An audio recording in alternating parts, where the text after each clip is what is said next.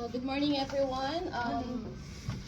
My name is Valerie May Melcher and my student number is 230102. So, for today, I'm gonna discuss about the treatment and management of osteoarthritis. But before I jump into the treatment and management of osteoarthritis, I'll just give you a little or brief overview of what is osteoarthritis.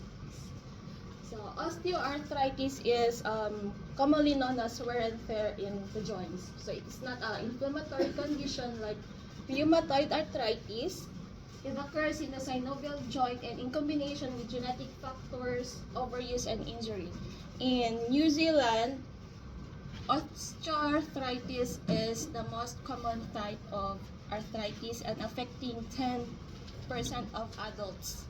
And it can occur at any age, but normally it occurs after 40 years old. Some of the risk factors for osteoarthritis are obesity, trauma, age, female, family history, and occupation. So for obesity, an increase in weight gives pressure on the weight-bearing joints. We've got the hips and the knees. And then trauma, injuries like an accident or sports injuries can cause osteoarthritis even though it has been what we call this one, healed. So throughout the years, it can cause osteoarthritis. Age, as people get age, our muscle get weak and our body's ability to heal degrades as well. Female, due to hormonal level, like the estrogen level change, family history. This comes up like if one of a family member has osteoarthritis on the hands or knees, it's a big possibility or percentage that you will get it as well. And then occupation, hard repetitive physical activities or occupations like farmers and construction workers. Next, symptoms of osteoarthritis. One is joint pain and stiffness. Joint pain, which you normally experience it upon doing mild activities. Stiffness, wherein you can see it just awakening in the morning, or if you're being inactive for just 30 minutes. You can experience it one grating sensation or more unlike cracking of joints. Joint tenderness, loss of flexibility, not be able to move your, for example, just rotating your arm like that. You cannot do it, like just halfway you can feel. Swelling due to soft tissue inflammation and muscle weakness. Some of the body parts affected with osteoarthritis were the neck, shoulders, elbows, hands, ankle, knees, and hips. But normally, it's more on affecting the weight-bearing joints, which is the hips and the knees.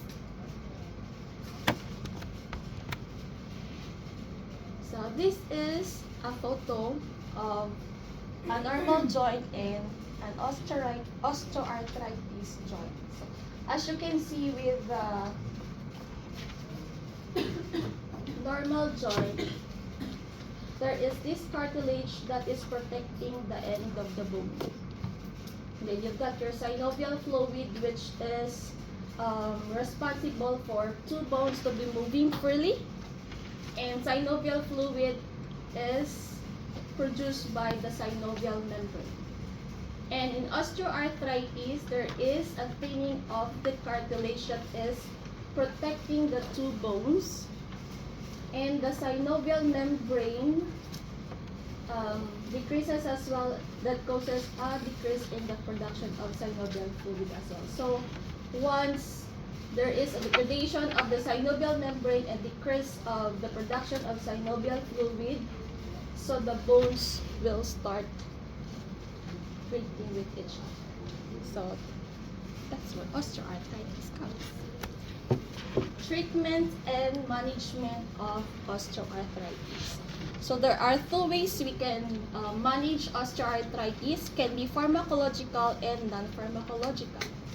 For the non-pharmacological, we've got patient education on the symptoms, causes of the condition. Lifestyle change, this comes in losing weight, diet, and exercise. Physiotherapy. So physiotherapy is the exercise as well to improve muscle strength and flexibility and strengthening muscles. Occupational therapy, here comes in the use of aids like walking frame or walking sticks so that you don't put too much pressure on your knees or on your hips. Treatment and management using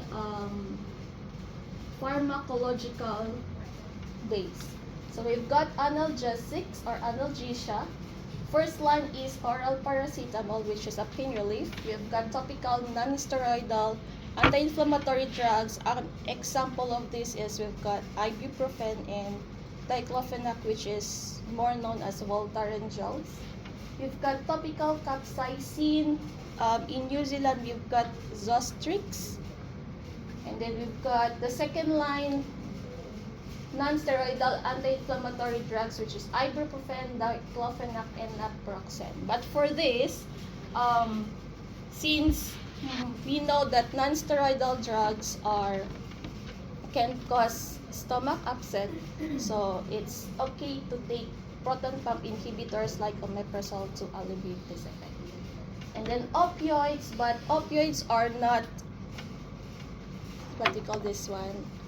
We not commonly used because of its side effects like addictive and withdrawal.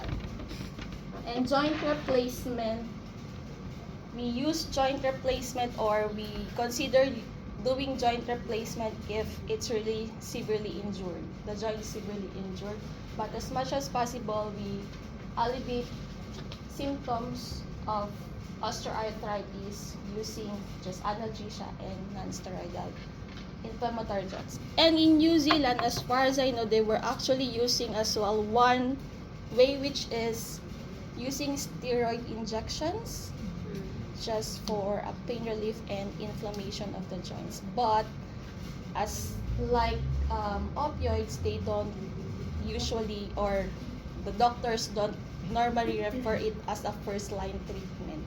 If it can be done using as well the non-pharmacological treatments, which is exercise, losing weight, and stuff like that. References, and that's it for today.